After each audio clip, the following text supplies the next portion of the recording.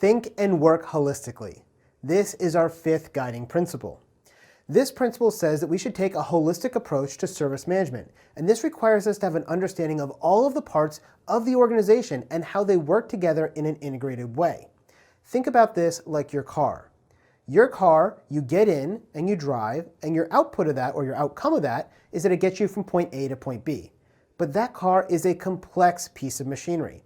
There are lots of different systems, from the engines to the brakes to the transmissions to the air conditioning, that all have to work together to make that system work. Now, if you understand it from end to end, that's understanding it holistically. You have to understand everything and how it works together. Now, as somebody who drives a car, do I really need to know every single piece of that car? No. I need to know the holistic approach to it, and that way I can understand its simplicity of, if I put the key in and I turn it, that's going to turn on the engine and allow me to drive to my destination. Now, as we look at our IT services and IT service management, we have to make sure that we're addressing all four dimensions, because this will make sure that we're thinking of things in a holistic manner. I'm going to consider my organizations and people, the information and technology, the partners and suppliers, and the value streams and processes. If I use those four dimensions of IT service management, those four perspectives, I'm going to make sure that I have a good holistic overview of how that service works. And then if I want to get a little bit more tactical with it, I can go and look at the service value system for that particular service. I'm going to look at the input, the demand and the opportunity, as it goes through the middle of the service value chain, and it goes through the governance and the continual improvement and the guiding principles, and then out the other side as the desired outcome or value. Again, by using these two frameworks, the four dimensions and that service value system, I really can understand things in a much more holistic way. Now, as I look at things from a holistic area, I want you to remember that systems are complex, and you have to recognize that these systems are complex. There's a lot of inputs and there's a lot of outputs. Things are rarely as simple as steps 1, 2, and 3. Generally, they're steps 1, 2, and 3, but they're impacted by another series of processes or steps that are outside of itself. If I'm running something like a web server, well, I'm going to have the website and the code for that, but it also has an underlying operating system, and an underlying server, and an underlying network, and underlying connectivity, and all of those are interrelated. If I understand the complexity of the system, I can then understand the simplicity of the system on the other side of it. And I'll explain that in a little bit here as well.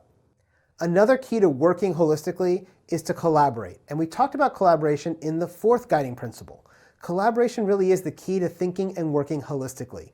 If I work in IT, I might understand all of the bits and the bytes and the servers and the connectivity. But I might not understand what the larger business is looking for to get out of this service. So as I look at this service, I want to make sure I'm collaborating with the people who are going to be selling the service, the people who are going to be marketing the service, the people who are going to be supporting the service. And if we all look at it from all of our different perspectives, we can make sure we're looking at this thing in a holistic and integrated way. Whenever possible, we want to look for patterns of interaction between our different system elements. What are the things that are going to give inputs or outputs from the system and affect the way it performs? To make something truly simple, you have to understand all of its complexity. And then, once you understand the complexity, you can proceed to bringing it back up to a simple representation. For example, recently I was working with an organization and we were trying to better understand the way their cybersecurity posture was set up.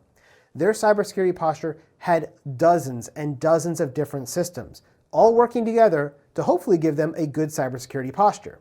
Now, as we wanted to figure out what the complexity was and to simplify it, we had to go through and bring in people from all of the different programs that were being run across the security stack. And as we did that, we started figuring out, okay, this program does functions 1, 2, and 3. This other one does functions 4 and 5. This other program does functions 1, 4, 5, and 6. And we had to start laying out in deep complexity each of the interactions between all of these different systems, so we can then look simply as we step back and said, okay, we are fully covering this service from a security perspective holistically.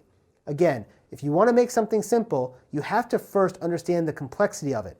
Then you can go through and try to minimize as much of the complexity and represent it as a simple solution at the end. Finally, when you're working holistically, you also may want to consider the use of automation, because automation can help us to facilitate working holistically across our staff. If we consider the example of an incident management system, your service desk is probably going to be the entry point for any incidents that are reported to the organization. They're your first line help desk, and as people call in with their problems, they're going to log those, categorize those, and tag those. But at that point, the system can then use automation to make sure those get put into the right department for them to be able to work it. For example, if you had a hard drive that failed, you're going to call the help desk, they're going to put in the ticket, and it's going to get routed over to the people who support hardware. If you're having trouble accessing a certain website, that might get routed to a different team. And it's going to be working across the entire organization that way, but this IT service, this service of incident management, is going to be something that's going to be holistic across the staff, and we're going to use automation to help support that.